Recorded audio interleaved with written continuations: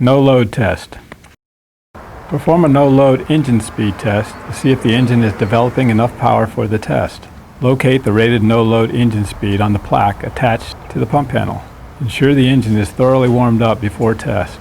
Throttle engine up by pressing down on the accelerator pedal until maximum speed is attained.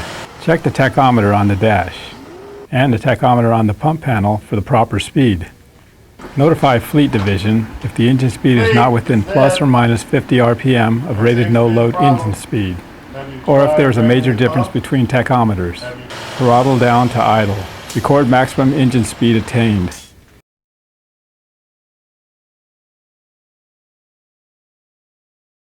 Pump shift indicator test. Engage the pump and verify that the pump shift indicator in the cab and at the pump panel indicate correct pump status. Perform engine control interlock test. Testing shall be performed with a qualified person positioned in the driving compartment and a qualified person verifying engine speed control status at the pump panel. The engine transmission gear is in neutral, with the parking brake off and the pump shift status in road position. The person at the pump panel increases the throttle. There should be no increase in engine speed. The second part of the test has the transmission and pump gear, with the pump shift status still in road position and the parking brake on. Again, attempt to increase the throttle at the pump panel. There should be no increase in engine speed. Record results. If either test fail, place engine out of service and notify Fleet Division. Preliminary vacuum test. Perform a preliminary vacuum test before your intended annual pump testing. This needs to be done to check for any gross air leaks that need to be repaired prior to testing. The apparatus gauge is not accurate enough to perform the test to NFPA standards, but you will be able to observe if your pump has a significant vacuum leak. Ensure that your primer reservoir has sufficient oil. Fill if necessary. Be aware that some modern primers do not use oil. Be sure to place a catch pan beneath the primer to capture any oil or water discharge. Completely drain all water from the pump. Ensure the tank to pump valve is closed.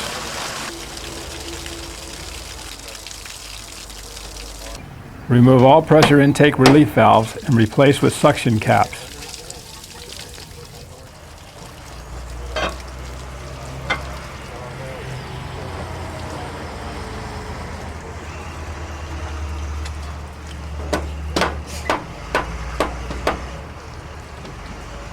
Open all intake valves and cap all intakes.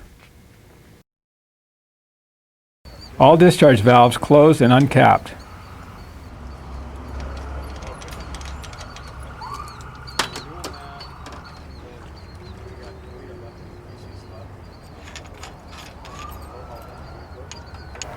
All drains and bypasses closed.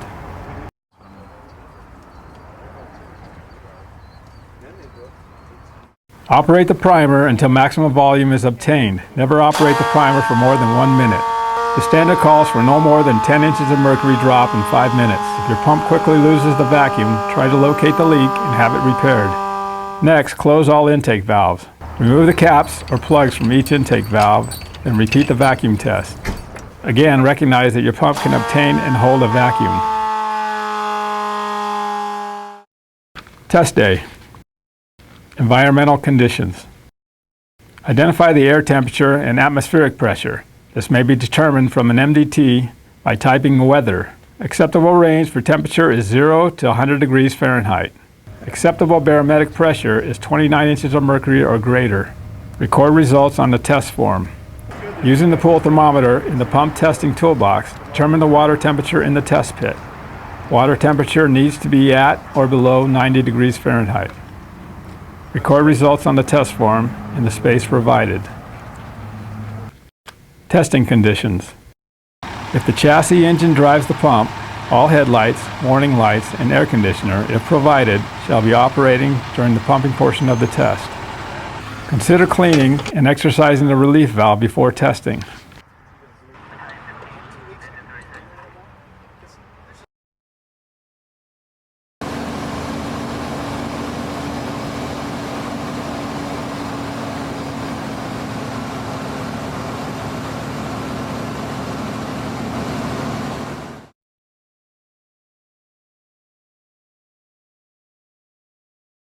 Vacuum test. Perform the vacuum test using the test gauge provided at the test facility. Be certain to connect the vacuum gauge to the vacuum port on the pump panel. The vacuum test is performed the same as the preliminary vacuum test, with the exception of using the test gauge to accurately record the vacuum loss after 5 minutes. Record the vacuum loss after 5 minutes on the test form. Setup.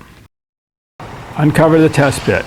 If the water level is too high, as seen here, obtain a prime and pump water from the pit to lower the level. If the water level is too low, you will need to add water to the pit. All testing shall be done at a 5-foot lift. Be certain the vacuum and pressure test gauges are connected to the proper ports on the operator's panel. Remove the plugs. Apply plumber's tape to the ends of the test hoses, then secure the test hoses. Copy that. I'm arriving on scene now. You'll start the test data and it's inside the clubhouse.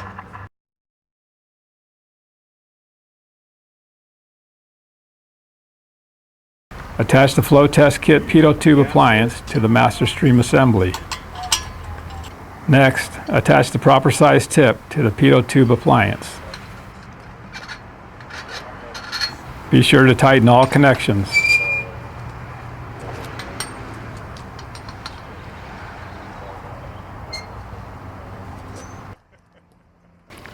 Connect the flow test kit pitot to the pitot gauge on the test gauge assembly. Connect the two sections of hard suction hose together.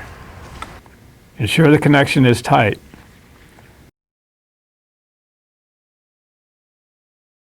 Ensure that a strainer is attached to the end of the hard suction hose. Using a utility rope, tie a clove hitch to the end of the intake hose. Secure a half hitch at the center connection.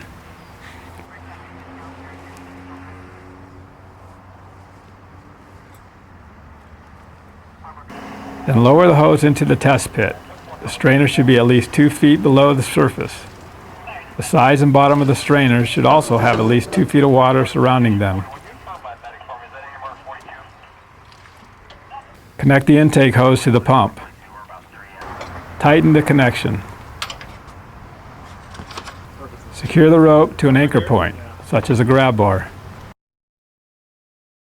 Connect the appropriate number of hose lines from the engine's discharge to the master stream assembly. Use only rear and off-side discharges. No hoses are to be connected to the discharges at the operator's panel.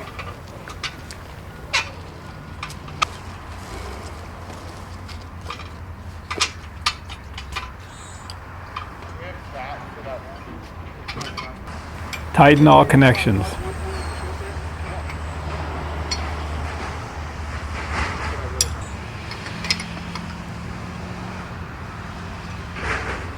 Mark all couplings with a permanent marker. If the coupling separates more than 1/4 inch, while under pressure, shut down and replace hose. As mentioned earlier, all testing shall be done at a 5-foot lift. Be certain that the distance from the eye of the pump to the surface of the water in the pit is 5 feet. Adjust if necessary.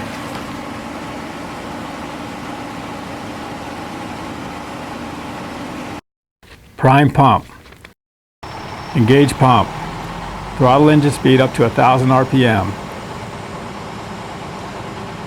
Operate the primer. Be sure to monitor the time. Do not operate the primer for more than 45 seconds for a 1500 GPM or greater pump. Do not exceed 30 seconds for a 1250 GPM pump. To achieve a prime, look and feel for water entering the intake hose. Slowly open the desired discharges. Priming is complete when water under pressure has entered a discharge hose.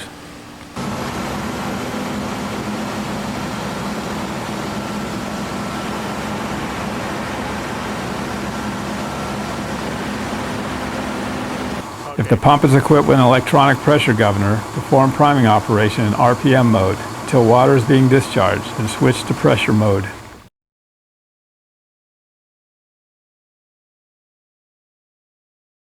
"100% capacity test. Perform in volume position if equipped for multi-stage pumping.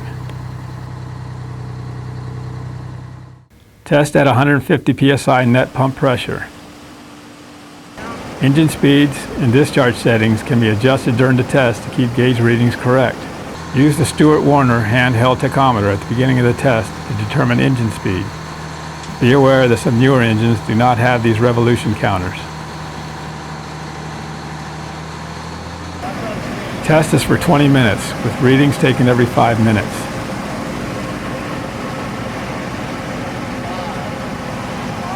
Record these readings on the test form.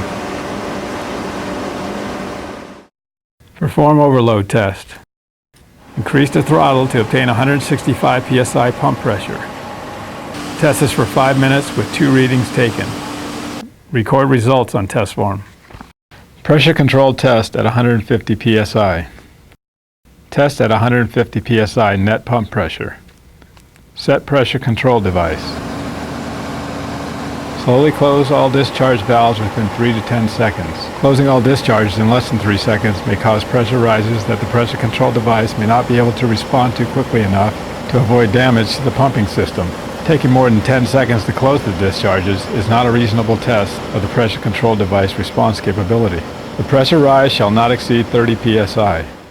Record the results on the test form. Pressure control test at 90 psi. Reduce discharge pressure to 90 psi. Set pressure control device at 90 psi.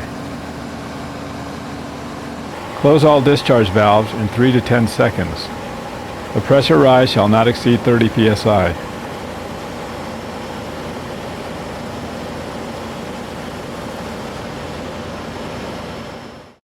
Record results on the test form.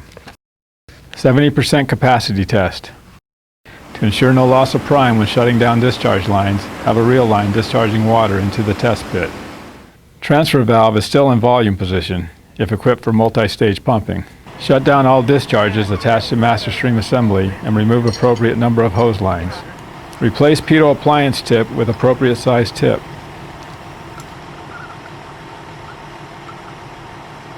Tighten all connections.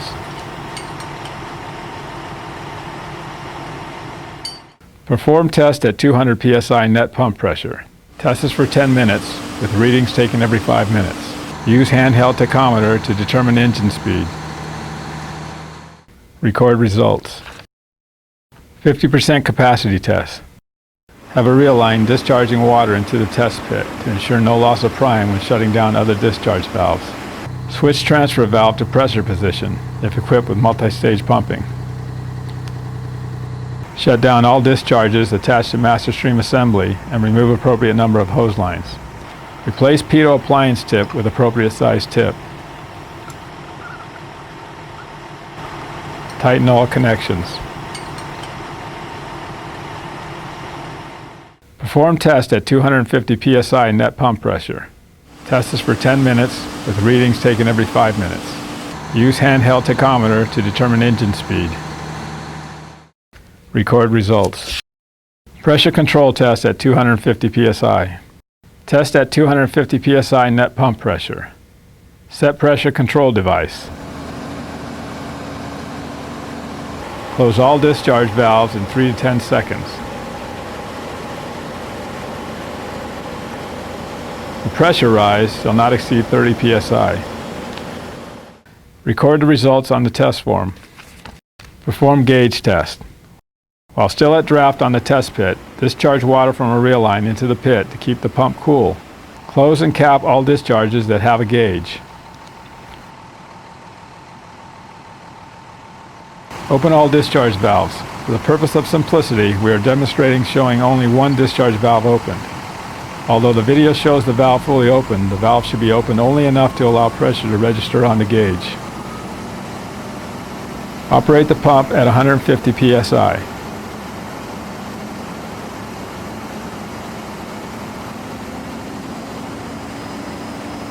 Then 200 psi,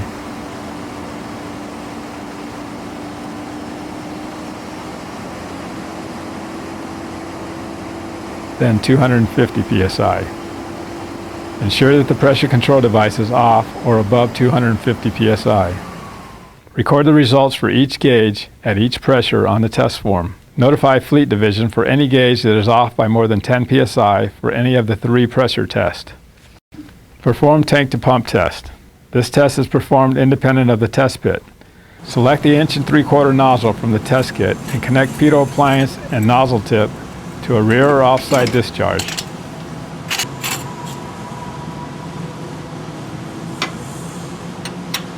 Tighten connections.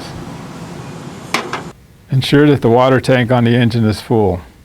Close intake valve, tank fill valve, and any bypass lines. Engage pump. Fully open discharge valve that the test kit is connected to. Increase throttle until maximum consistent pressure is obtained. Maximum pressure is obtained when there is no more pressure increase with an increase in RPM. Observe pitot gauge reading. Obtain GPM flow from chart.